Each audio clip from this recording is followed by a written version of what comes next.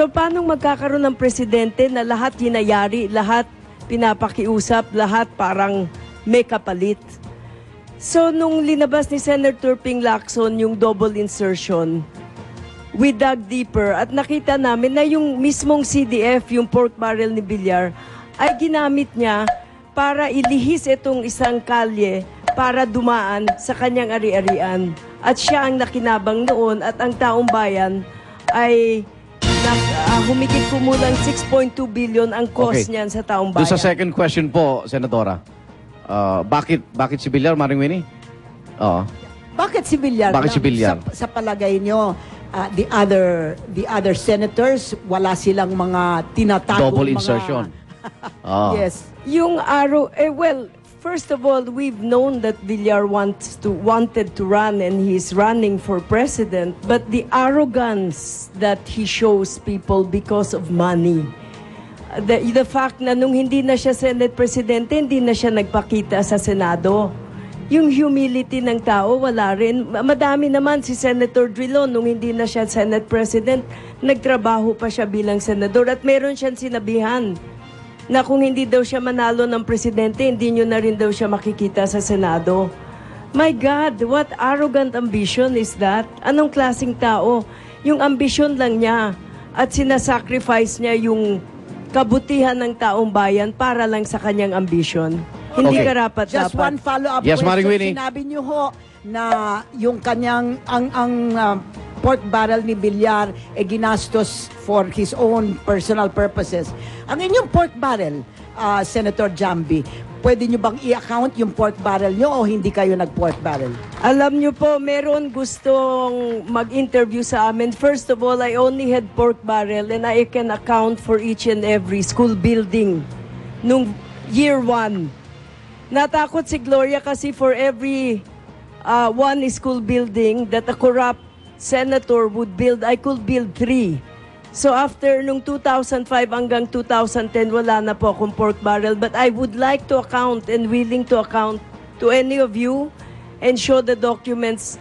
Meron gusto mag-interview sa amin Si Serge lang at ako ang nag-rise to the challenge na i-open namin lahat ng accounts sa Senado, sa taong bayan. Dapat buksan nga yan. Okay, Senadora, meron ba sa inyo lumapit para suhulan din kayo na umatras o kaya hindi suportahan yung anumang nangyayari sa Senado?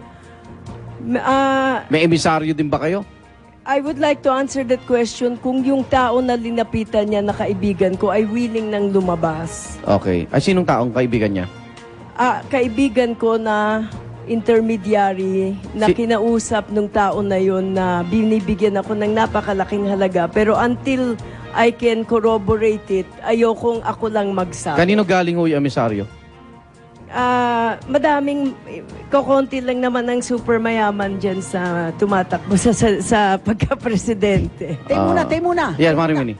Gano'ng kalaki ang halaga? Ganong kalaki daw po yung pera? Kapalit ng ano rin yung pera? Oo. Malaking malaki po. Milyon? Daang milyon? Tell us.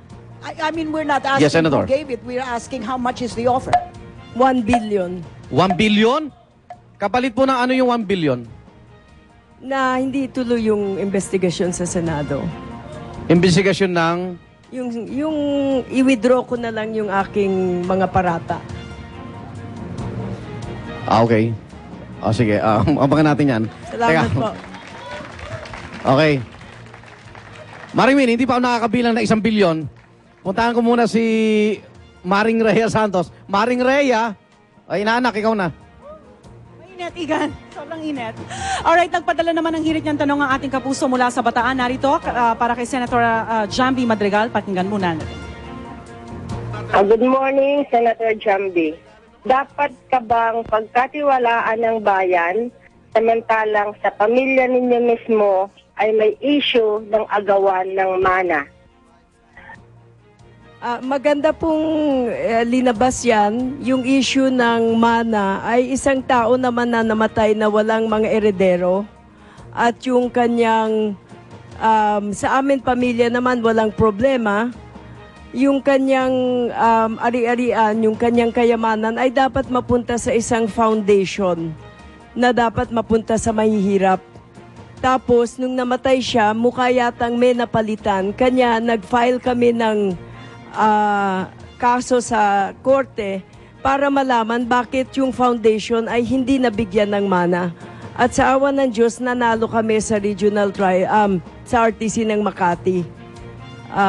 Yung takeover na lang at mga inventaryo ng kayamanan ang gagawin. So okay na kayo ng pamilya po ngayon? Magkakasundo na po yung mga... Well, yung mga natalo, hindi sila masaya. okay. So, syempre. Igan, eto Leia. naman, meron pang Twitter question ng ating kapuso. Nagmumula po kaya Mr. Henrico at ang kanyang tanong, saan ho ba nag-ugat ang gulo sa Mindanao at paano po matatapos ang gulo dito? Senator Madrigal? Galing po kami sa Mindanao kahapon at yan ang mainit na topic. Nag-ugat yan dahil sa sobrang militarization at sa pagpapabaya ni GMA sa pag-growth, pagkakalaki ng mga private army ng kanyang mga political allies doon. Tingnan niyo po yung Ambatuan Massacre.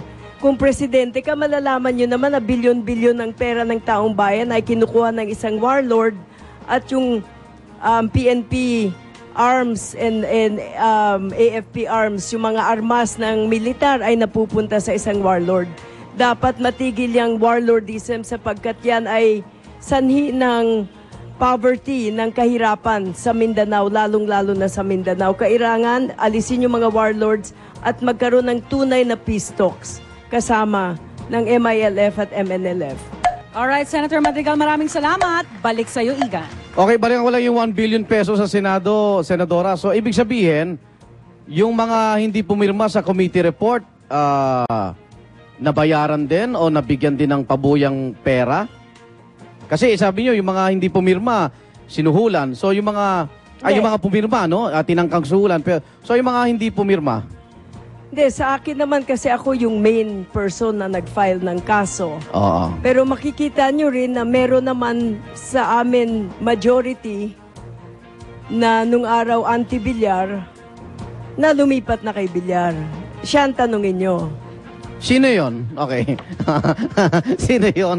Sino yon? Siguro alam nyo na. Ganun ba? Sino? Okay. Ay, Senadora, bibigyan natin ng huling mensahe si Senadora Jamby Madrigal, Palaban. Ayan, nasa inyo po ang pagkakataon uli kausapin yung ating mga botante, Senadora.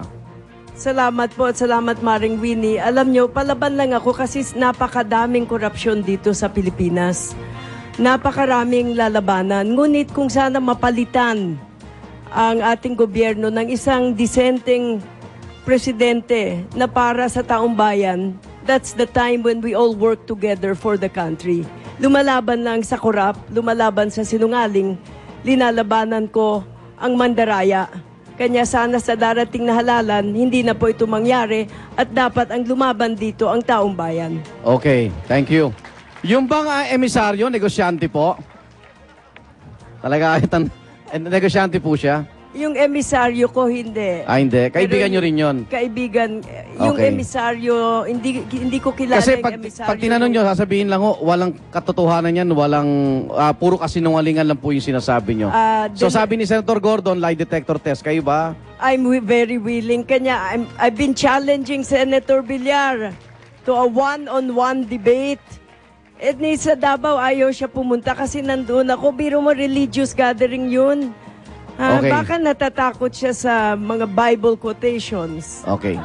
Senador, maraming salamat po. Thank you po. Yan po si Senador Jamby Madrigal, mga igan, tumatakbo po sa Pangulo ng Republika ng Pilipinas. Maraming salamat din sa pinatadang tanong ni Ginoong John Nery ng Philippine Daily Inquirer. At Maring Winnie, ang saya-saya mo dyan. Sana magkwentuhan tayo. Okay. Siyempre, pasalamatan din natin yung mga nag-text, nag-email at tumawag para magpadala ng kanilang mga hirit na tanong sa ating mga live audience. Thank you po sa inyo. At buti nakapag-breakfast na kayo, no? Muli, nagtatapos ang UH Hiritan 2010 ngayong araw. Bukas, abangan nyo. Ang mga kasama naman natin na isasalang po rito, si Evangelist Brother Eddie Villanueva, kasama ang kanyang running mate na si Perfecto Yasay.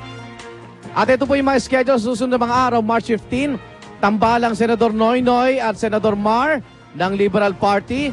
March 18, ang pambato ng Ang Kapatiran Party, Councilor JC De Los Reyes at Atty. Jun Chipeco. March 22 ang tambalan ni na dating Pangulong Joseph Estrada at Makati Mayor Jejomar Binay. Ang lahat ng yan dito lang sa UH Heritan 2010!